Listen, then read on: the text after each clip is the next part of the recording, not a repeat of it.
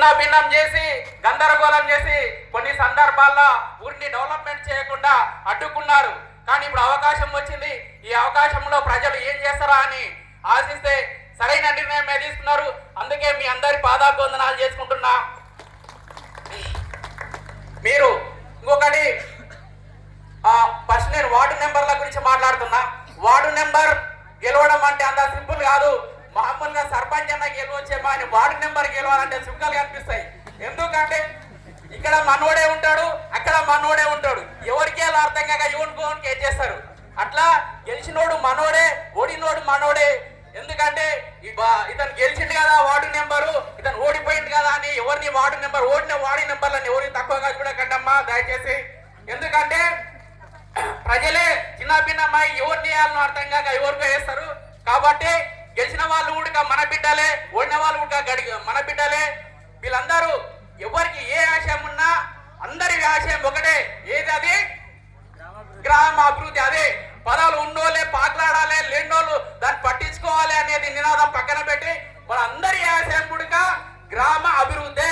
ఇక్కడ ఉన్నటువంటి సారి చెప్పినా, కొడిగల్ యాదన్న చెప్పినా, ఇంకోరు ప్రవీణ ఎవ్వరు చెప్పినా కానీ చివరికి మిగిలేది ఏదయ్యా అంటే గ్రామ అభివృద్ధి. దానికోసమే మనం పోరాడుతున్నాం. కాబట్టి దానికోసం మీ అందరూ సహకరించండి. కొందరు చెప్తారు ఆయనకు వార్డు నెంబర్ ఇచ్చినాము, ఆయనకు సర్పంచ్ ఇచ్చినాము, ఇక వాళ్ళే చూసుకుంటారులే అని. ఒక్క చేయి కొడితే సపడ కాదు. నేను నా దృష్టిలో ఒకటే చెప్తున్నా. ఆవంచ వార్డులో ఏ వ్యక్తి కూడా ఆ వార్డు అభివృద్ధి చేయాలని ప్రతి ఒక్కరికి ఉన్న ప్రతి ఒక్కరు వార్డు నెంబర్లే.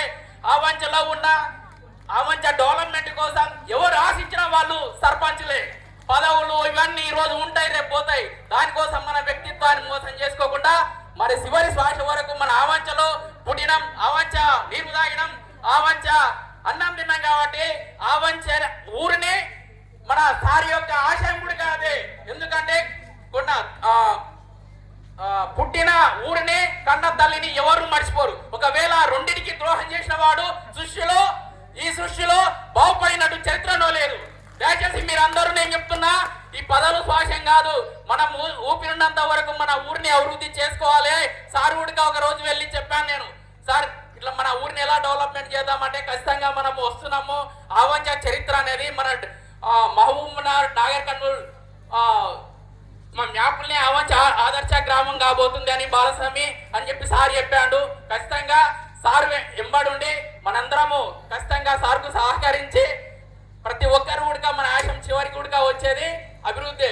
చివరిగా సార్కు గురించి 1-2 నిమిషాలు నేను చెప్పాలనుకున్నా, కానీ అందరూ నాకంటే ఎక్కడే చెప్పేసారు. సారు వజ్రం అంటే ఇంకా వజ్రమే. వజ్రం గురించి ఎన్ని చెప్పినా కానీ వజ్రమే. అది ఇంకా గోల్డ్ అంటే గోల్డే. అందుకని సమయం లేదు కాబట్టి సార్కు ఎక్కువ చెప్పలేకపోతున్నా. నెక్స్ట్ ఇంకొకటి, ఒకరోజు మా ఒక ఏరియాలో నేను ఇట్లా వెళ్ళడానికి పోతే మీ జడ్చర్లలో ఎమ్మెల్యే ఎవరు లక్ష్మణరెడ్డి సారే కాదన్నారు. ఇప్పుడు కూడా లక్ష్మణరెడ్డి సారే అనుకుంటున్నారు. వాస్తవంగా లేదు ఆవంజ లక్ష్మణరెడ్డి అనుకుంటారు. లేదు వేరే ఆయన ఉన్నాడంటే ఆయన పేరు ఎక్కడ కనిపిస్తలేదు. ఎవరు చూసినా లక్ష్మణరెడ్డి సారే అంటారు. ఇప్పటికి కూడా సార్ ముందర పోతే సార్ వస్తున్నాని కూడా తెలియని కూడా జనాలు కూడా సార్ కోసం ఎగబడతాడు. అలాంటి పేరు రావాలి మనకు. పదవులు ఉంటాయి, రేపుంటాయి. నేను కూడా ఆశించేది ఒకటే, సార్ని ఆదర్శంగా తీసుకునేది ఇదే. ఖచ్చితంగా మీరందరూ ఈ అవకాశం ఇచ్చి మా అందరికీ పదవులు ఇచ్చినందుకు, చిన్న పదవులు ఇచ్చినందుకు అందరికీ కూడా మా అందరి తరపున మీ అందరికీ హృదయపూర్వక నమస్కారాలు తెలుపుకుంటూ ఈ అవకాశం ఇచ్చినందుకు ధన్యవాదాలు.